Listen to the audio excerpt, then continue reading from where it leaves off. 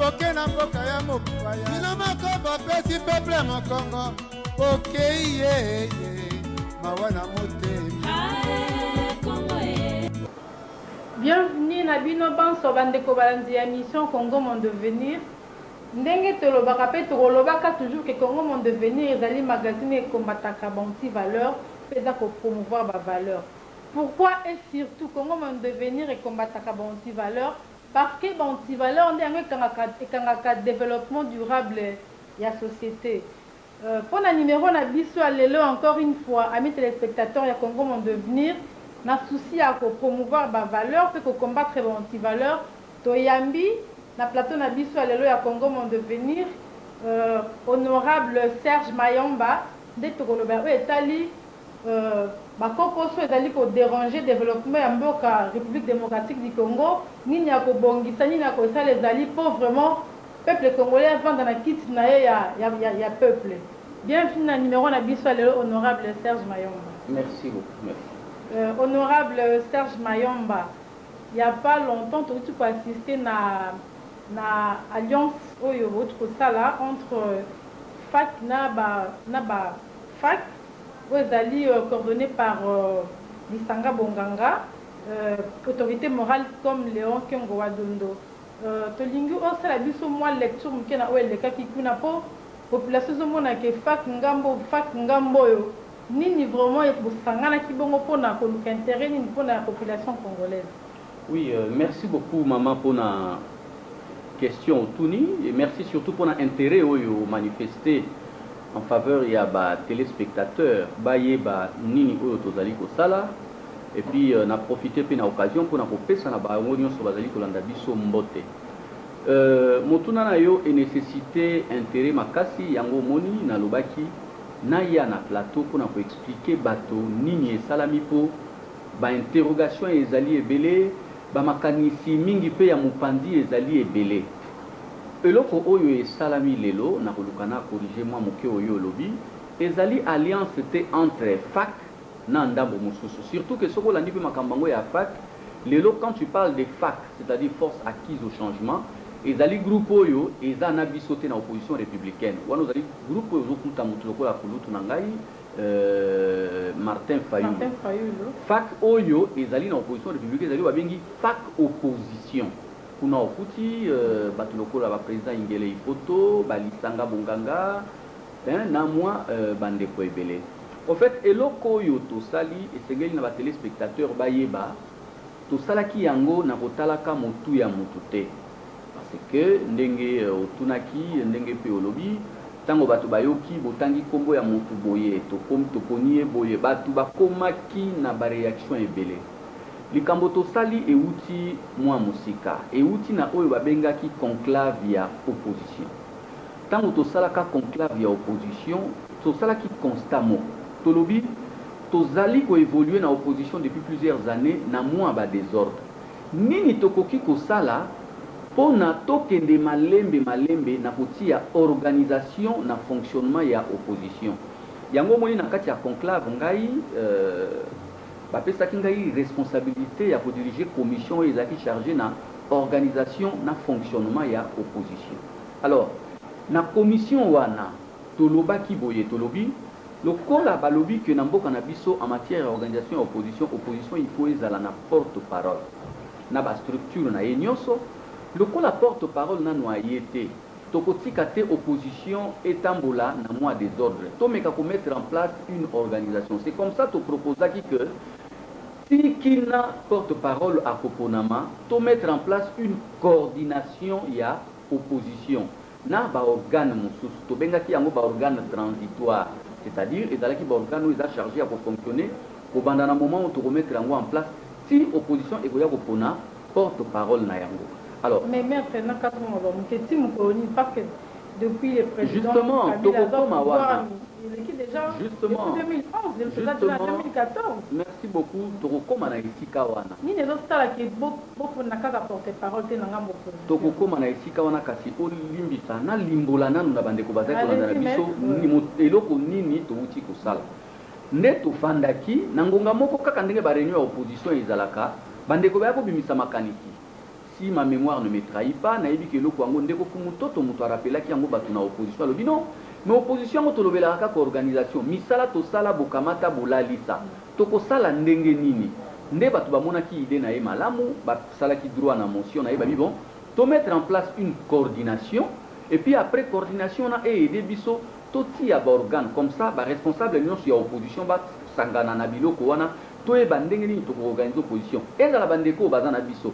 Ezala bandeko bazana biso te to e ba proposer ba base o e ko sala ki lobby ata biso to zui ba responsabilité wana te mo moins batu baya kokuta une opposition ordonnée, organisée, pe bayeba nani ya ko engager voilà.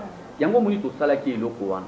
Alors tant que tu es pour ça là et on a mis en place une coordination, batu balobi de Kolisanga Bonganga zala coordonnateur et biso bato tozaki ba membre ya bureau ya conclave ba ponaki biso lokola ba adjoint. Mais ndengo moni po politique ezala makambo te ke bato mosusu bazoya ko salela bino misala ba ndeko mosusu pe ba pesi makanisi balobi te makambo eko se limiter na bino kozaki na ba membre ya bureau te. Il faut tozwa pe bato yo bazana ba regroupement mosusu na ba parti mosusu otoza ko partager na bango même vision ba kota. Voilà, c'est comme ça lelo soko tali ba réunion ngo ya opposition ozomona bato mosusu pe bazui ba koti na bureau wana. Mais kaka ndenge tolobaki tozali face ya ba enjeu omonaki toutaki na concertation nationale biso tolobaki opposition esengeli etika kozala ndenge ezalaki lobby mutu moko akola mokana ye na tongo akeya lobby asololi na ba ambassadeur lobby ngai opposition mususu alamuki lobby aki asololi na ye na bato majorité lobby ngai opposition lobby to mettre en place une organisation. C'est comme ça bande comme ça babimisaki makanisi balobi non omoni tango tozalaki na ba concertation ezana mutu moko azalaki interface na biso face à la majorité parce que au moins il y a une concertation va faire sa responsabilité na président de l'Assemblée nationale na ya président ya Sénat président de l'Assemblée a représenté majorité président du Sénat a représenté qui opposition alors biso totai tolobi donc la mutuana azali représentant na biso sur le plan institutionnel au lieu to luka mutu mususu to se reconnaître na ye comme ça makambo toza ko sala et avancer à travers yes tout ça la misala mais yes à la lokola ndenge babengaka point focal na biso makambo nyonso boluka bosala lokola ya opposition bo toko biso tokomisa yango epai na ye bandeko mosusu na bamasolo mpe bakomisa yango epai na ye po to mettre un terme na désordre oyo tozalaki na yango po ezalaka te soki nasali émission bato batunanga mais ye asali émission aza koengage nini voilà sens topesaki na organisation wana alors tosali yango parce que likambo ya porte parole ezali kowumela mpe biso opposition tolukaki tobima na piège oyo bato baza nango ndenge olobaki depuis 2006 depuis 2006 opposition epona porte parole te parce que mobeko elobi que depuis 2011 voilà non makambo wana ebandaki depuis tango voilà ya 2006 elobamaki elobi les deux bureaux il y a parlement na biso c'est-à-dire assemblée nationale na sénat c'est-à-dire ba président nde moto il faut ba convoquer plénière oyo et pour permettre ba sénateur na ba député à opposition ba désigner porte-parole. Kasi biso tomeki ko salela mwa maele ya politique tolobi non. Soki toza kozela tozala organiser te. Donc ba toluka tozala na porte-parole poto kimemaka makambo epa na ye ya lobaka tolobi non. Bato baza na pouvoir baza ko piéger biso. Baza ko empêcher biso to s'organiser. Topona bato. Comme ça bato wana bazala ba porte-voix na biso chaque fois qu'il y aura à se dire, chaque fois qu'il y aura à faire na majorité. Donc le kola lelo bureau ya président ya Sénat na président ya Assemblée nationale ba convoquer na nous plénière ya opposition te yango nous biso to lobaki ndenge bazaka na politique l'homme prudent voit le mal de loin to sali moi organisation wana ndenge pe lelo naza ko saluer bandeko mususu ba rejoindre idée yango na landi honorable Clément Kankou a lobby non il faut opposition ezala organiser tout se mettre ensemble to se mettre ensemble ndenge ni na koganga kaka na télévision pe na radio te to se mettre ensemble en mettant en place ba structure oyo et ko canaliser to ba structure oyo et ko zalokola banzela oyo makamisi ya opposition et ko lekela voilà nde omoni motu ya eloko voilà parce que lelo soko tali lokola bandeko ya majorité soki olobi lelo ko engager ba discussion na bandeko ya majorité et yebani ke faut okende komona intel biso na opposition quand même pas quand même mais ordre d'ali justement mais ndenge lobi kaka ndeko honorable Serge Mayembo bi malamu mais ce que quand lobi ke pona kotala na ngambu ya pouvoir il faut voir si par rapport à un problème, on a qu'à résoudre un mot, parti na bango tali gouvernement, on va dire qu'il faut voir telle personne. Mais dans la opposition, quand on lobby, fac, dans la opposition républicaine, dans la fac Martin Fayoulou. Ça, c'est ce que les alliés m'avaient été. Mais moi, quand on a mis sa population honorable de Serge Mayam, la population de Bapouna, pour défendre la cause de Bango, dans le cadre de l'institution de la République démocratique du Congo. Tant que la Congo, on a dit que ça, c'est la lecture de mon cœur, mais effectivement, lecture et pas la population est normal, est justifié. Parce que la population a causé la to sangana. Au moins même temps où tu as une élection, batu bazali ko senga biso to za la to sangana parce que la population a considéré que biso nyonso to zali ko sala musala moko. Mais loko ngana ko senga na population yeba ezali, au moins to zali na communauté ya batu. Et si ka batu bazali ba intérêt ezalaka mingi.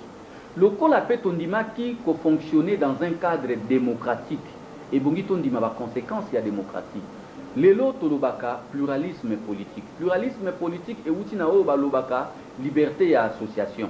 Lelo moyens ont empêché Congolais à ça l'association na ezate souki à se conformer na Mobeko parce que Mobeko amboka na biso et reconnaître liberté wana na Congolais. Lelo moyens ont empêché Congolais à loba ezate parce que liberté wana expression ezalé lié reconnu na Mibeko ya mboka. Kasi biso tolobi boye. Tango makambo wana eza kosala mandengo wana lobi ba groupe eza ebele pona biso ezana eloko ya esengo. Nalingi ba téléspectateurs baïba nina nina loba. Ezali eloko ya esengo parce que avant tango tozalaki na pensée unique na dictature ya deuxième république ba association ya ebele bongo koye kozala te. Mais au nom ya liberté oyo tozwaki grâce ya makila ya ba martyr, grâce ya ba effort ya ba tumingi ba bundaki lelo tozwi ba liberté loko ya koloba ndenge nga nza kosala tozwi ba liberté ya ko mettre en place ba association. Donc ceux bandeko ba créer ba regroupement ebele, il faut tout simplement considérer que c'est humain et c'est démocratique. Mais loko tolobi puisque tozana soki tozana ba aspiration moko tokokipe pour ça la effort ya kokutanisa ba biloko na biso esika moko sans que moko moko a perdre identité na ye. Moni moto na moto ako conserver identité na ye mais boye bokutani na eloko moko. Omoni eloko nde tozali kosenga. Là encore une fois je donne raison à la population. Ezali tango oyo kokabwana yango omoni ezo résoudre vraiment ba problème ya fonté. Neti na mona kia ozobeta lelo lisolo ya fac na moni olingi fac mingi. Omoni fac ndenge ezalaka regroupement autométaka en place to utaka nango na ba mapona meleki. Mais pendant le parcours ya fac omoni ba kokabwana eye. Mais place oya komona la crise de leadership. Voilà. Place population azali déçu peu déception na eza justifié. C'est lorsque même bato yango tango baza kokabwanaka esika baza kokendeke pe olie bazala eloko moko baza kokabwanaka lisusu. Donc ça signifie que tango bakabwanaki basalaki yango mpona baobjectif moko vraiment rationnel te. Yango moni biso tolobi lelo toza na communauté ya bato eloko wana pe bongi mama Paulette bato baza kolanda biso bayebaka esika bato bavandi makambo ezangaka te. Mais le plus important ezali bato basalaka effort ti ata biso te baoyo bakoya après biso va travailler en fonction à erreur ou biso to repromettre. Mais population est se plonger pe na défaitisme te. Batu ba mona te que bon lokola ba oyo ba réussisa ki eloko tel te bon nyonso ko sala ma après et vous ala bongo te. Rome n'a pas été construit en un jour, Paris n'a pas été construit en un jour, Kinshasa batunga yango na mokolo moko te lelo to kokito sala erreur bato batika te. Bato ba ya ba corriger au biso to sali. S'il faut même ba boto la yango démocratiquement bato ba sala yango. Et moi personnellement je serais heureux à vous montrer que lobby makambo biso to salaki bato ba sali ba corriger ba erreur na yango ba parfaire yango. Donc au-delà ya makambo ningo lobaki eza lié na ba combat ya leadership ou bato bazali komene, il faut bato ba comprendre que na cadre ya démocratie moyen ont empêché muto ça l'association na ezate, moyen ont empêché muto à manifester ba ambition na yete sinon tozonga na pensée unique tozonga na parti état eloko wana ekoki kozala te. Maître Nalanjo, le makambo malamu vraiment, mais na lingo yebisa biso surtout oza vraiment mutu ya droit mutu ya mibeko. Oza pe mutu mayele, nayebi ke mingi ba ndako bazo partager même ma vie na ngai. Qu'est-ce qu'il faut vraiment? Na lingo c'est la biso analyse vraiment ozonga na place ya population vandi na kiti. Yo vandi na place ya population comme le roi yo député honorable Serge Mayam. Qu'est-ce qu'il faut pour que opposition est vraiment opposition Opposition na biso po ezala opposition. Pour un vrai opposant, il faut la ndengeni, il faut makambia ba leadership, prise à leadership ici na kati ya. Oui, d'abord il faut dire que ngana zo répéter loko wana, prise loko la leadership ikozalaka kaka. Mais na ngambo ya pouvoir ezate pour. Je vous en prie, na ngambo ya pouvoir ezate parce que kuna bazali ko obéir na leadership moko ou ezo tirer force nango na ba aspect officiel. Et loko wana esengeli bandeko bayeba yango. Soki pe kuna ezalaki regroupement moko oyo aspect officiel ezalaki ko jouer te makambo ngaki ko salama moni mais lelo pona opposition ngai eloko na koloba ezali toloba te opposant kozala ndenge nini non parce que nous n'avons pas le droit ya ko juger batuto ya ko pesa batu carte pona koloba ke moto tel azali opposant mais moi je voudrais que tout ça la plutôt lecture na oyo balobi opposition ezalaka nini. Opposition ezali nanu eloko il faut s'opposer, il faut efanda na ba valeur.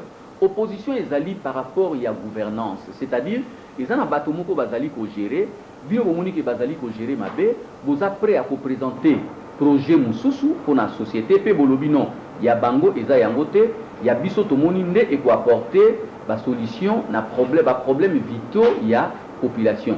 Kasi na oyo etali biso difficulté à opposition eza kouta na makambu ebele. Ndenge olobaki tout à l'heure évoquaki likambo etali leadership. Bato nyonso bayebi ke sika bato bafandi ezaka na mutu moko to bato moko ba emerjaka na kati ya loto na kati ya groupe bakomi ko incarner ba valeur ya groupe. Première difficulté toza nango c'est que epai na biso mingi bato bandimaka te baninga na bango soki ba émerger. Omoni okoki kozala même yo en tant que journaliste oza kosala musala na yo malamu mokokuta bato moko sans raison valable baza d'accord te na yo omoni mutu moko kaka boye alingi mpe asala kaka émission lokola yo bato bakoloba non mais yo oza na bakalite ndenge moko te na mwana mwasi wana mais akolinga kondima bino te. Piège mosusu ezali c'est que biso bato toza koloba tozali bato ya opposition toza kointégrer na combat na biso te bavaleur ya démocratie bavaleur ya bonne gouvernance na bavaleur liée na état de droit. Quand je dis bavaleur ya démocratie elakisi nini démocratie eza kosenga par exemple pluralité ya baide esika bato bafandi makanisi ezala ebele choc ya baide ezala bato badiskutaka ko batrouver solution moko na suka moko remarqué na baregroupement na biso comportement wana to acceptaka yango te soki moto moko asala lobi likambo amoni ke oyo ya ye yango wana ekoki donc ba vraie valeur ya démocratie toza ko intégrer yango te na fonctionnement na biso. Ce qui fait que même lorsqu'on parle élection, par exemple, vous remarquez, les regroupements ils ont la difficulté à s'organiser pour participer aux élections. Parce que déjà en amont, débat sur une vraie participation à l'élection dans le regroupement, ils ont la caté. Et là, comme sous, tous les gens bandeko oyo bazali. La politique, il y a poche vide quelque part. Voilà, donc, ils ont na batu mususu oyo aye ayoki esengo ya kozala na opposition. Bon, comme à développer moi leadership tant sous na point moko, aye ko ignorer force ya bateau bazalaki déjà liboso, a bosani que il faut y apporter ndambo ya zali na yango. Na ba oyo bazalaki ya liboso bazalaki nango ya monene pe ba eba okende liboso. Omona ye pe aye aluki ezala kaka ye. Moni catégorie mususi ya bateau ezali oyo atako ba moni ba oyo ba incarner un certain leadership mais bango ba boyi. Baboyi pour des raisons inavouées, soit parce que balingi ba jouer jeu, ya bato yo bazali na ndambo ya pouvoir, ba pesi bango mission ya ko diminuer capacité d'action ya vraie opposition, soit parce que bazala na problème moko personnel na moko ya mututo na groupe tel, bango kanda wana etikala donc pona bango baza près même que oyo nyonso bokosala échoué na yango, mais pourvu que l'autre ne gagne pas. Et ça parmi les difficultés où ils allaient pour ça la kati ya opposition. Vous avez compris? Yango moni lelo okokuta opposition to lobi to sala elo ko boye mutu mususu a réagir kaka lobi non na boye yango na pas ça exemple moko. Mais frère zo ma kamboza important mais surtout vandi wana mingi politique eza non, merci, non, merci Nandimi, mais au moins le problème est ali tout l'immolé la kabato parce que biso pendenge to sala ka politique et ça la biso passe sur qui population azo comprendre te makam to sala. Na lingi na pesa exemple moko. Au moins le ko na pesa exemple moko. Ça ba na confusion. Tala tango président ya Sénat Léon Kengoa Dondo alobaka que non to kokenda ba concertation et puis il y aura un gouvernement oyo ekosalama ekosangisa bani nyonso omoni bato mosusu baréagisaki bazalaki baopposant. Il n'avait pas réagi parce que l'idée était mauvaise, c'est tout simplement parce que l'idée wana eutaki na monoko ya président Kengo. Bamosusu baréagisaki parce que baza ko soutenir gouvernement ezali lelo. Mais pour tromper la population, la population, non, et donc on a bazolo bayangote. Mais lorsque vous creusez, vous trouvez que l'intérêt à Batouana ezali côté l'intérêt à la population ezalité. Parce que tala loko la yomoko lelo. To uti ba concertation nationale, tozu makambo ya amnistie, tozu makambo loko la ya ba grâce. Bande kona biso ba robima ba bolo ko ba mususu pe si ba bimi.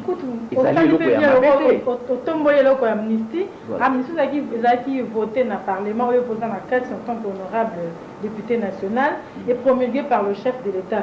J'ai-il exécution donc ça mise en application. Il faut combien de temps?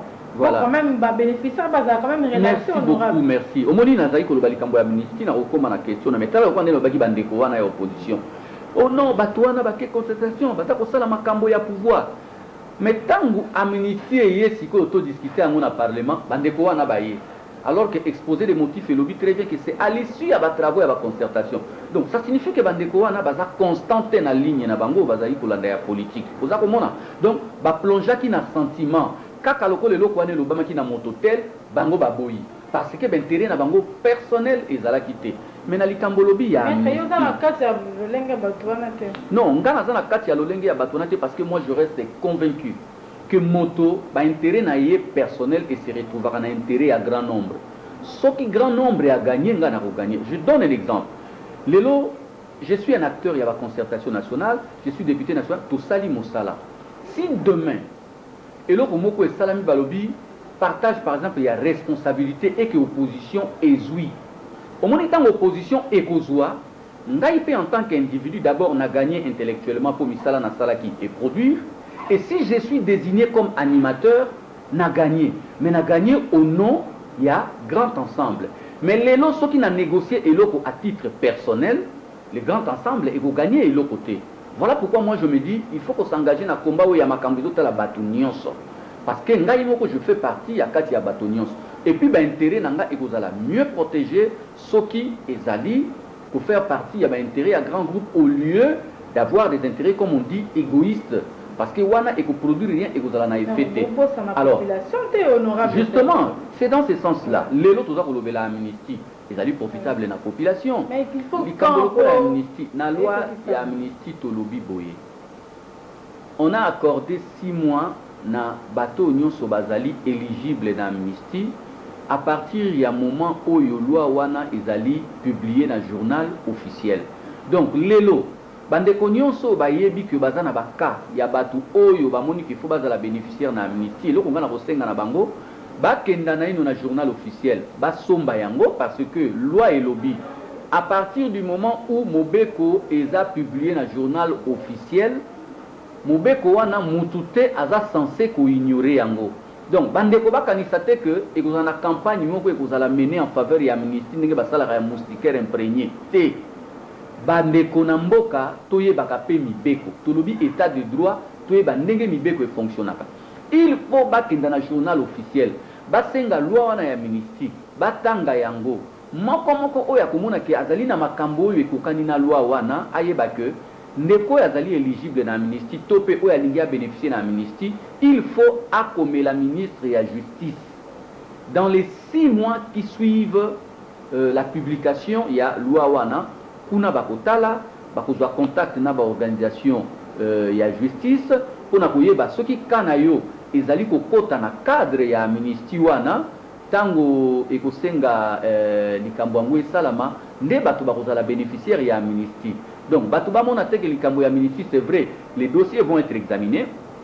Kasinenge Tolobaka, c'est une œuvre humaine.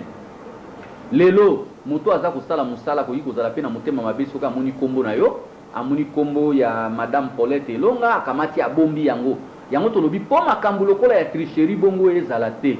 Moto na moto oyo azali concerné akomi mikande ekozala comme ça soki tricherie lingi kosala mamutu na mutarobenga ah honorable Mayamba talangai na komaki nazana ndeko nanga bakangaka il faut balobeki asalaki mouvement insurrectionnel. Est-ce que yoko yiko landela ngai dossier wana te? Ngai en tant que député na kotia liso na ngai pour tricherie ezala te.